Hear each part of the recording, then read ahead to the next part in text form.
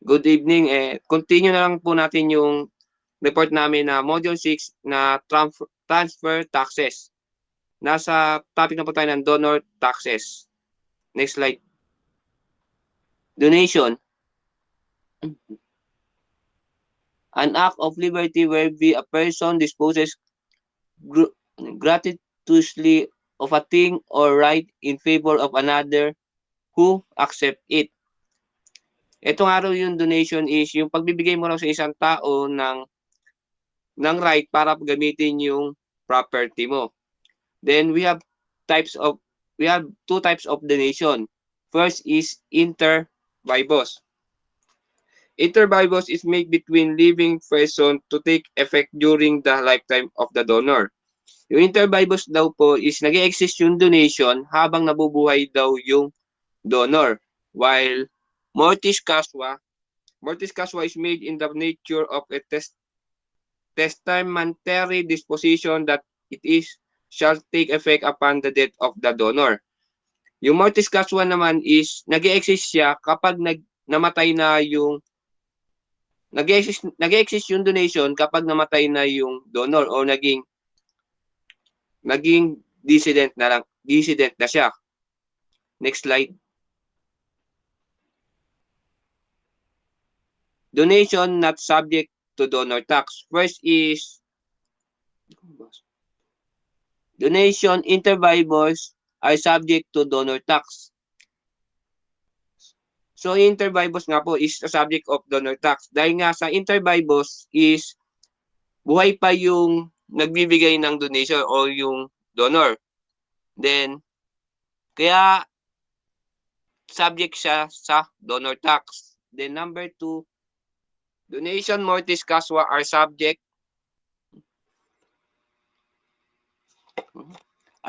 to estate tax and they are considered under the tax code as transfer made is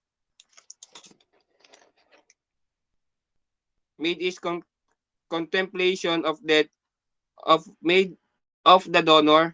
They are governed by the laws on succession. Ayun nga, di ba yung mortis causa is under naman siya ng estate tax dahil nga kailangan muna maging dissident ng donor bago mag-exist yung donation. Then number 3, donation inter vivos of the amount of 50,000 or less and those declared exempt by the tax code and special law are also not subject to donor tax. Kapag 50,000 or less is exempt na yung tax ng donation. Then next slide. Gift tax. Tax imposed on the transfer without consideration of property between two or more persons who are living at the time the transfer is made. Ito naman is pagbibigay ng dalawang tao or higit na tao sa isang tao ng regalo nang walang hinihinging kapalit. Excuse me. We have two kinds of gift tax. First is donor tax or the tax levied on the act of giving is supplement the estate tax. Tax rate are progressive or graduated. Sa pagbibigay ng gift is si donor lang daw yung pinapatawan ng tax at idinadagdag to sa estate tax. Then yung number 2, donor tax or tax levied on the act of receiving, it was formerly the counterpart of inherit tax which has been integrated into an estate tax no longer imposed. So number 2 naman is si donor tax daw is no longer imposed or hindi raw siya pinapatawan ng buwis kapag binigyan siya ng gift. Next slide.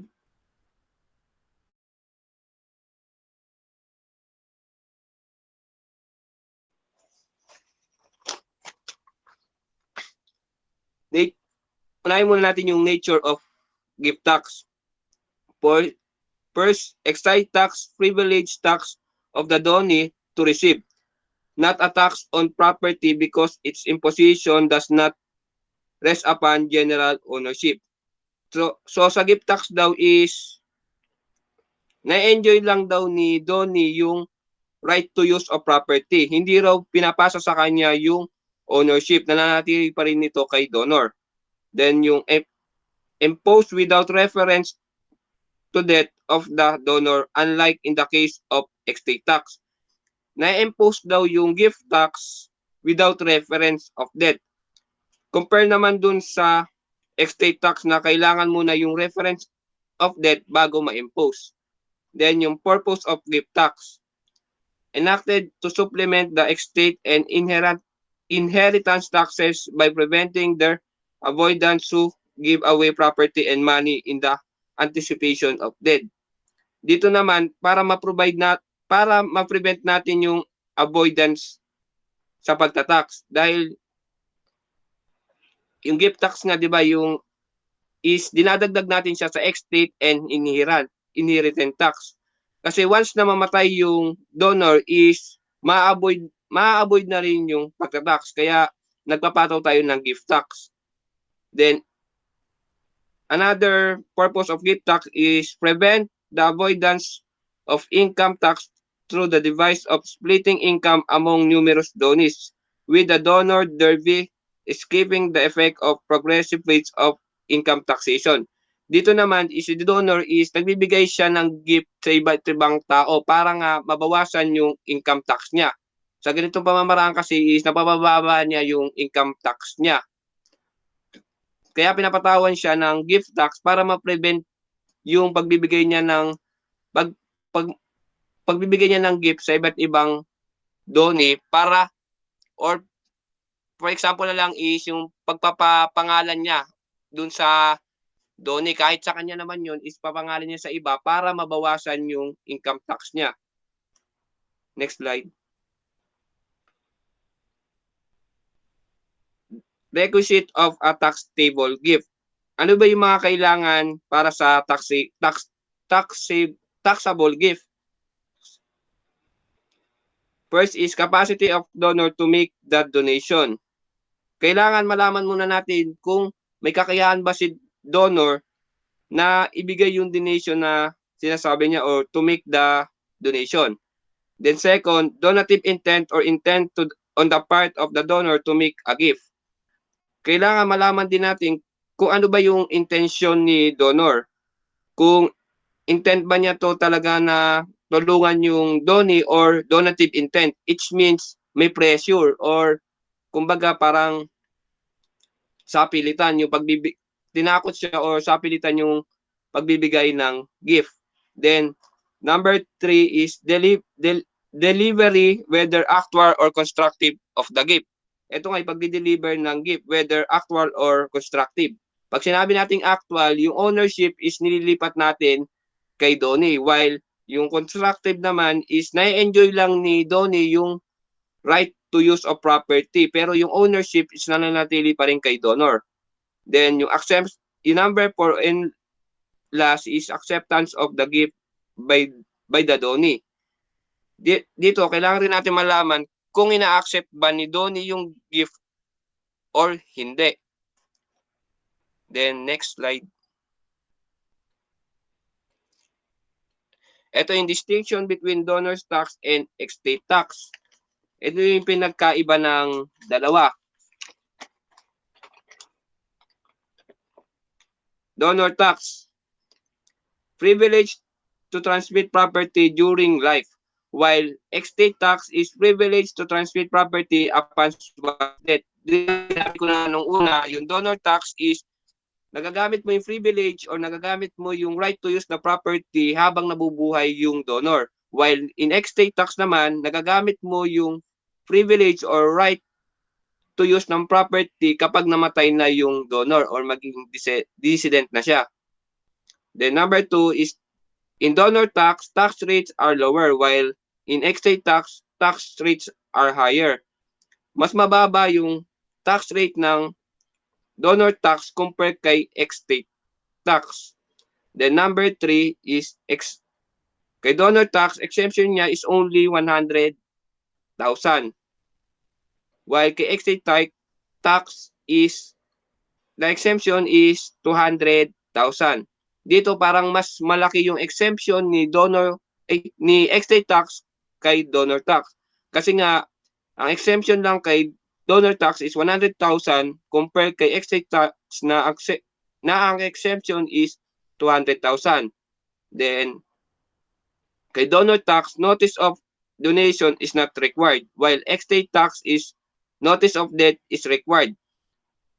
Kay donor tax is notice of donation is not required na. Kumbaga, nai-implement siya kahit wala yung notice of donation. While estate tax, kailangan muna yung notice of death bago ma-implement yung donation.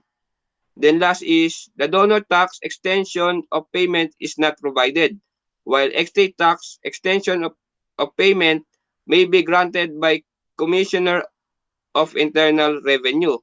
Dito kay donor tax daw is yung extension of payment is not provided or hindi raw pinapayagan. While kay estate tax naman is may extension basta granted siya ni Commissioner of Internal Revenue. Next.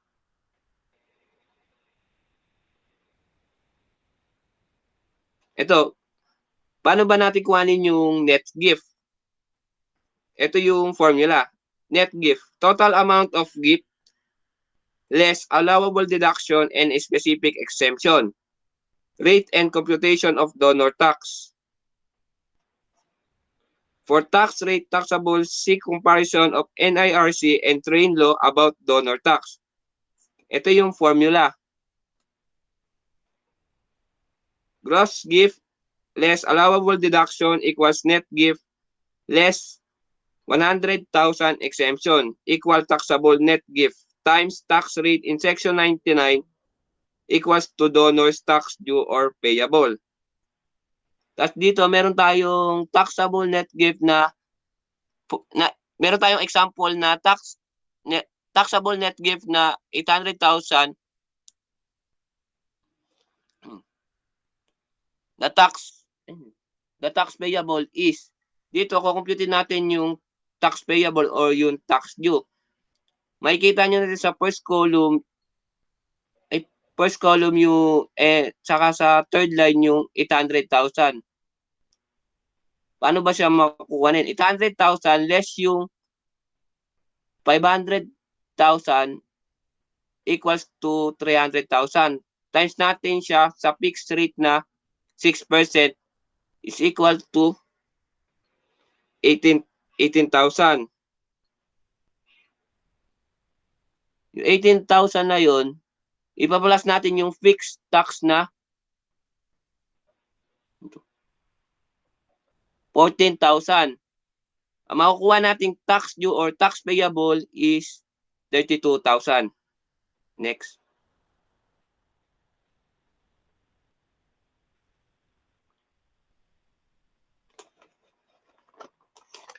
Dito naman, dumako na tayo sa filing of return and payment of tax.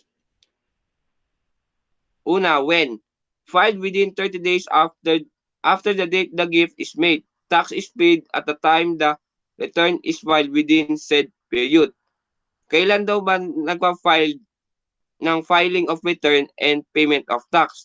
Kailangan daw after the date of gift or after the date of gift is within 30 days daw is makapag-file ka na ng filing of return and payment of tax. Where same with estate tax. Saan ba tayo saan ba yung tayo nagbabayad ng buwis ng estate tax? Ito yung mga example na pwede tayo magbayad ng gift tax sa unauthorized accredited bank or AAB.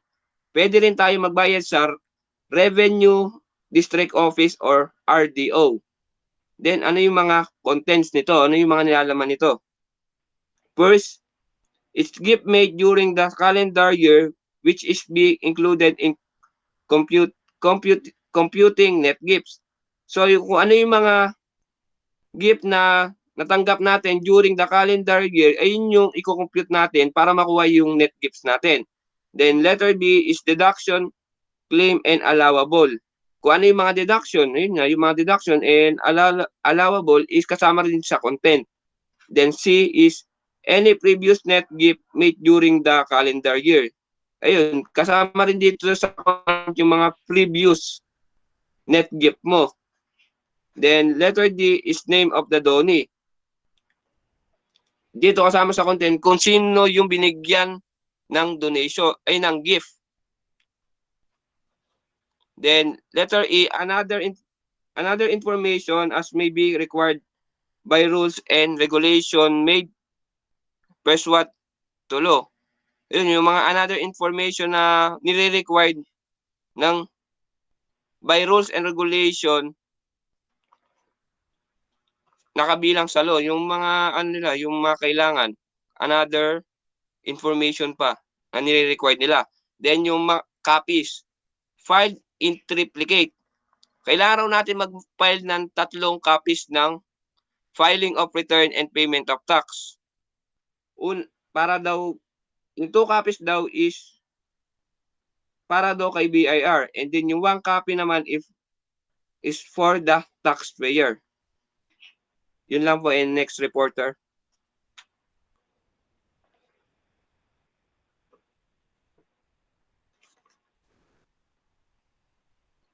Ayan, so good evening po. Ako po magtutuloy ng report namin.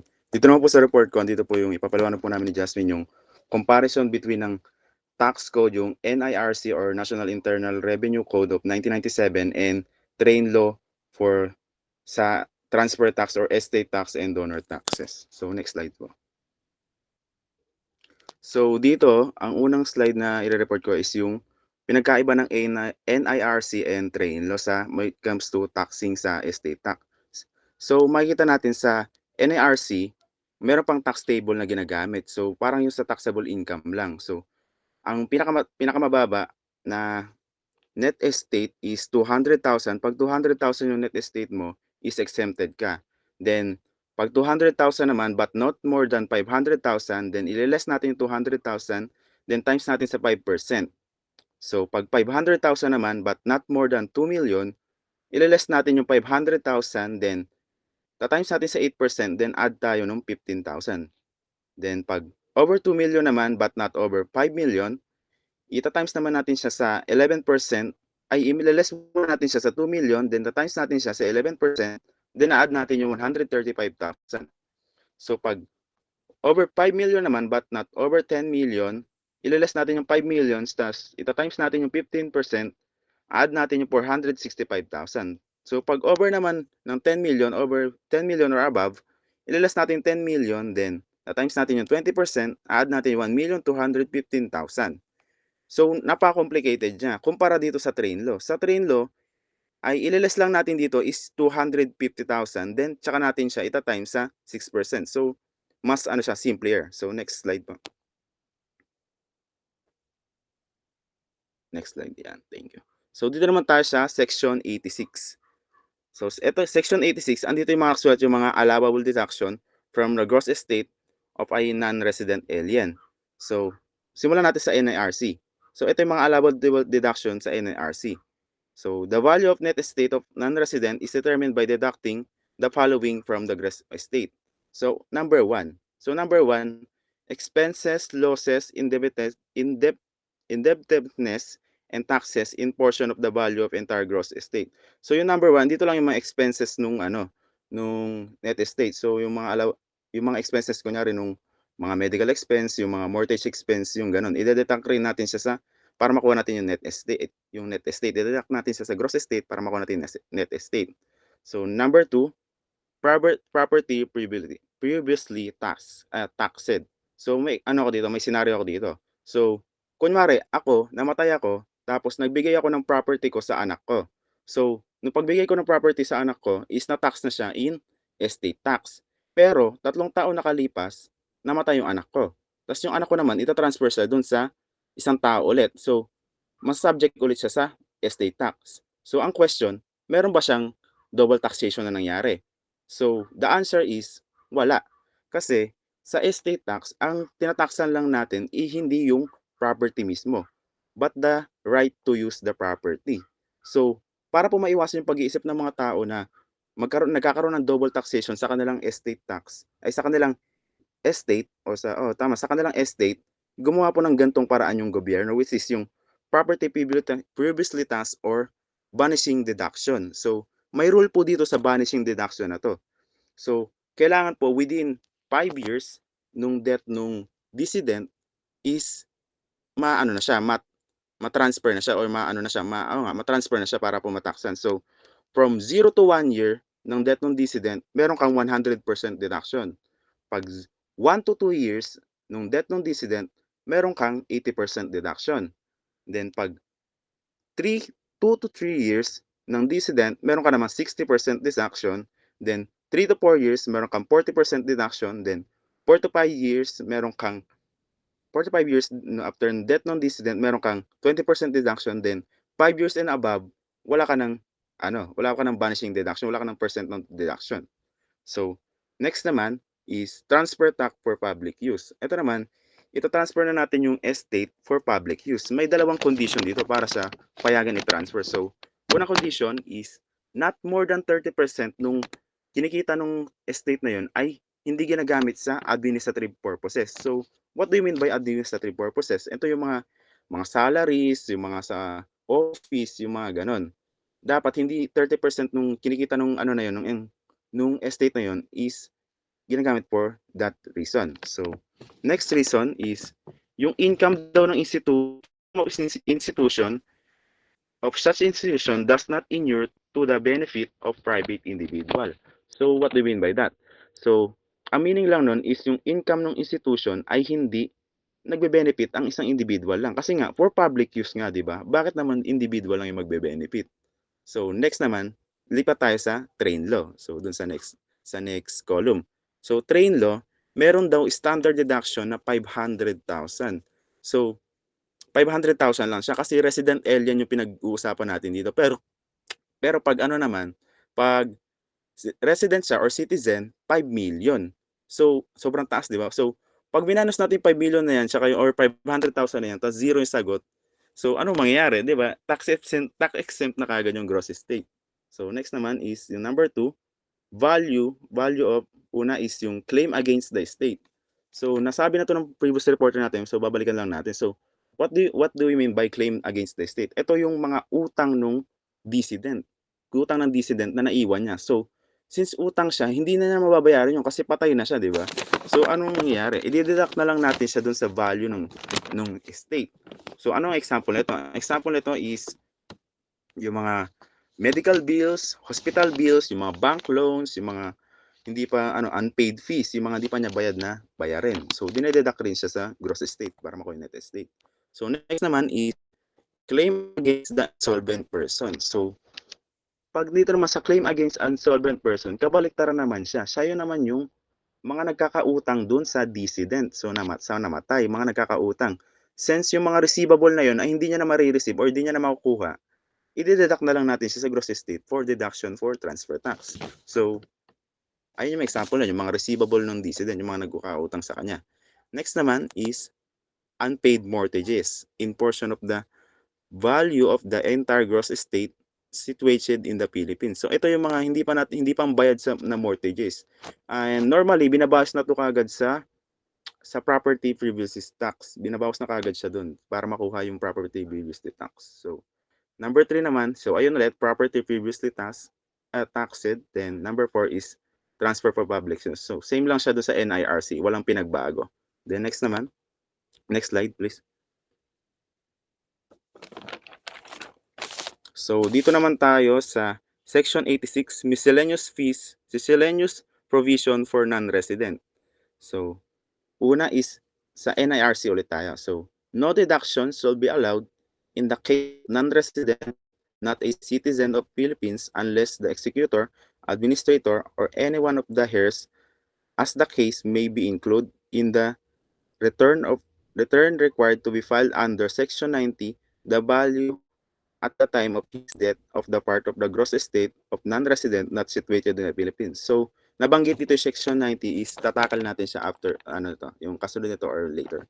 So ang meaning lang dito, ang non-resident alien, ang non-resident daw ay hindi makakuha ng deduction unless yung tagapagmana or tagapamahala ay nag-file ng tax return na included lahat ng property niya inside or outside the Philippines.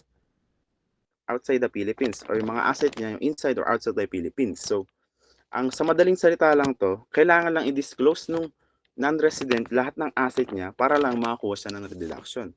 Then when it comes to train law, tinanggal na tong provision na to. So, ni-remove na siya. So, next slide po. So, dito naman tayo sa section 89, notice of death. So, notice of death. Notice of descendant's death shall be filed by executor, administrator, or any legal heirs with 2 months after death or after qualifying such as executor or administrator. So, notice of death, ito yung pagpapaalam nung mga tagapamahala or tagapagmana na namatay na yung isang decedent, di ba? So, ito yung mga condition, yung mga requirements. Una is in all cases of transfer subject to tax. So, sa lahat daw ng case na subject na sa transfer tax yung estate. The next, in case where through exempt from tax, the gross value of estate exceed 20,000. So, kapag exempt naman siya sa tax, pero yung value ng gross estate is exceed 20,000, kailangan pa rin mag-file ng notice of death. Then, next naman, sa train law, when it comes to train law, tinanggal rin tong provision na to. Yun. Yung notice of requirement for filing notice of death is removed sa train law. Then, next slide po. Then, ito. Dito na tayo sa section 90. Ito yung sinabi kanina sa section 86 na kailangan kasama to ng tax return. So next, section 90, attachment to estate tax returns CPA certified. So una mo tayo sa NIRC. So estate tax returns showing a gross value exceeding 2 million pesos should be supported with statement duly certified by CPA. So pag nag-file daw po ng tax return yung isang yung pag nag-file po ng tax return na yung gross estate ay nag-exceed ng 2 million pesos, kailangan po ng certified, dahil lang daw po certified yun ng CPA. So bakit nga po dun? Kasi kung 2 million pesos yung estate na i-transfer mo, baka pwede rin kasing duyain yan or pwedeng bawasan or pwedeng kailangan po certified siya ng CPA para to become reliable, di ba? So sa part ng train law, the threshold amount for the requirements for attaching statement duly certified by CPA is increased by to 5 million from 2 million. So, dito lang sa train law, tinaas lang yung requirements. Ginawa na siyang 5 million instead of 2 million, di ba? Parang mas maluwag na siya ngayon. Parang mas maluwag na siya ngayon kaysa sa nakaraan na 2 million pesos ang requirements, di ba? Medyo mahigpit siya. The next ulit sa section 90 for part 2 and time of filing estate tax return. So, ito yung time kung kailan tayo magpa-file ng estate tax return. So, estate tax return shall be filed within 6 months from the decedent death. So, kailangan natin mag-file ng estate tax returns after ng 6 months nung death ng decedent. Then, when it comes to train law, filing estate tax return shall be within 1 year from the decedent death. So, nag-increase siya ng 6 months. Naging 1 year na siya. Parang mas pinapaluwag nga pag when it comes to train law. Then, next slide po. So, last na yata ito sa akin. So, section 91. Payment by installment of estate. Ito, bago lang to. So, NIRC, wala pa siyang provision nito. Yung payment by installment of estate. So, wala pa siyang provision sa NIRC. Then, sa train law, in case the available cash of the estate is insufficient to pay the total estate tax due to payment by installment shall be within 2 years from the statutory dates of payments without civil penalty and interest. So, sa NIRC, hindi pinapayagan yung gantong yung installment na bayad. Pero, when it comes to train law, pag kulang daw yung pangbayad nung estate or nung estate, yung magta-transfer nung estate is pinapayagan na yung installment basis. Pero within 2 years daw dapat siya after nung due date nung due date nung dapat magbabayad, nung araw talaga na dapat magbabayad ka nung tax mo nung estate tax. So, pero hindi siya binibigyan ng penalty and wala ring interest. So, ganun pa rin yung babayaran mo pero installment naman siya. So, mas pinaluwag nga. Next slide po. So, Section 97. Payment of tax antecedent to the transfer of shares, bonds, or rights. So, magsimula muna ulit tayo sa NIRC.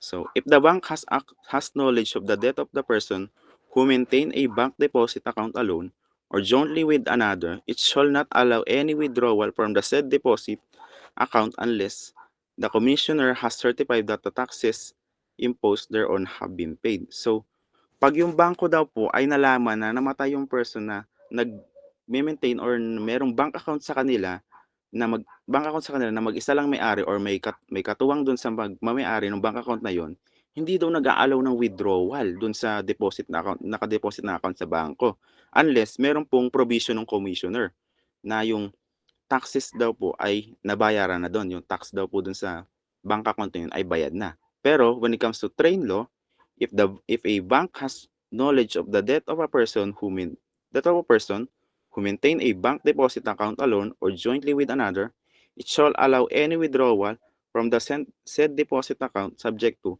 final withholding tax of 6%. So, when it comes to train law, pinapayagan na yung withdrawal dito, yung mga withdrawal doon sa account ng namatayan. So, pinapayagan na siya pero subjected na siya sa bawat withdrawal ay subjected na sa 6% tax. So, bawat withdrawal nung magwi-withdraw ng tao doon or yung pinag-transfer ng tama yung pinag-transferan ay subjected sa 6% tax. Then next ulit. Next slide pa. Sheesh, pinagpaposan ako. So, ito, part na to ni Jasmine. So, thank you for listening.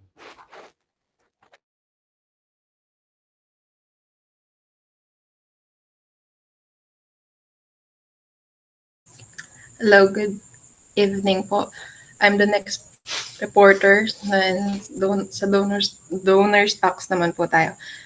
In NIRC provision in section 99 kung saan nakasulat yung rates of tax before sa NIRC, yung donors tax is computed based on graduated tax rate or table. And yung exemptions and different taxes apply depending sa net ng gift. While in train law, naka-fix na siya sa 6% sa total annual gifts na nag-exceed sa 250K. And wala nang graduated tax table or tax rate na sinusunod dito na naging way para maging simpler and more straightforward to compute yung tax ngayon. For example, yung donor, nag-gift siya sa donee na worth 2 million. Under sa NIRC, yung 2 million is papatak siya dito sa huling row ng tax table, which is yung over 500,000 but not over 1 million. Sa 2 million, ang magiging tax due niya is 128,000 kasi inalis yung 1 million, dinadak yung 1 million, kasi, 500, dinadak yung 500, hindi pala siya 128. Okay.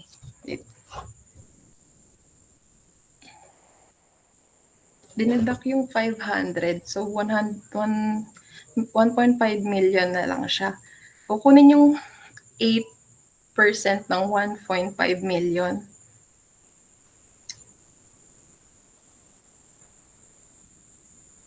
Which is 120,000 plus yung 14, tama ba? 14,000 na magiging 134,000 yung magiging tax due niya sa NIRC. But now, under the train law, yung 2 million, magiging tax due niya lang is 105 since binawas yung since accepted yung 250K sa 2 million, then magiging 1,750,000 na lang siya. Then ita times sa 0.5 0.06 para makuha yung tax due. And makikita in comparison sa tax due ng NRC and ngayong train law, mas mababa and mas simple para makuha yung tax due.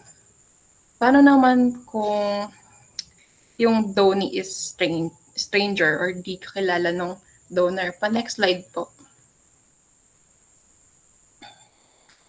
Under pa rin siya sa section 99, rates of tax. Under NRC, if stranger yung donee or recipient, ang i-impose na tax is 30% ng net gift. While in train law, same pa rin siya kasi fixed nga siya na 6%. Next po.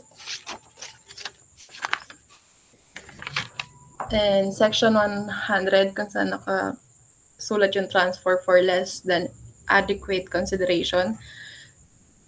Adequate means less than adequate consideration means less than the fair market value or fair value. In NRC, if yung fair market value exceeds the consideration na na-receive, yung excess is considered as a gift and itatax siya accordingly. While in train law, a provision clarifies na even if a sale or a transfer is for insufficient consideration, it will still be subject to donor's tax unless, una, bona fide transaction siya. Bona fide transaction means honest deal or it is a genuine or legitimate transaction or a business deal. Pangalawa is at arm's length, which means consider siya na at arm's length if walang special relationship or special treatment from in between the both parties. And pangatlo is free from donative intent, which means yung transfer is not meant to be a gift, but it is a real business deal. Next slide po. Next is in section 101 or the exemption of certain gifts. In NRRC before, yung dowries or gifts na made on account of marriage by a parent to their children, legit, recognized, or adopt man are exempted or exempt sa donor tax. Exempted up to 10,000 pesos sa donor's tax. While in train law, yung exemption sa dowries is wala na. Meaning, lahat ng gifts na marireceive for marriage will be tax